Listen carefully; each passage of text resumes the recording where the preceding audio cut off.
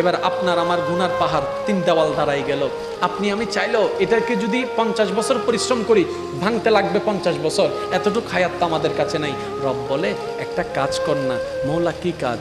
রব বলে যে তুই আমার কাছে তওবা কর না, মন থেকে তওবা কর না, মন থেকে তওবা কর না, মন থেকে তওবা কর না। এবার বান্দা বলে মৌলা আমি এই তওবা করছি, এই তওবা করছি, এই তওবা করছি, এই তওবা করছি।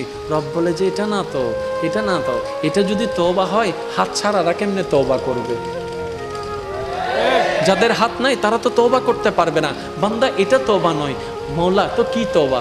রব বলে মন থেকে একটু বল না, মন থেকে একটু ডাক না, মনটা একটু ঝুঁকাই দে না। মৌলা আমি যদি এখন মসজিদে যাই সবাই আমার দিকে চোরের মতো তাকাবে, বলবে যে নিশ্চয়ই কিছু অঘটন করেছে তাই মসজিদে এসেছে। মৌলা আমার ইজ্জতের উপর হাতরা আসবে। রব্বে করিম বলে মসজিদে তোর যাওয়া লাগবে না, তুই ঘরে যাই নামাজ বিছা। মৌলা যাই নামাজ বিছালে তো ঘরের মানুষের ঠাট্টা করা শুরু করবে।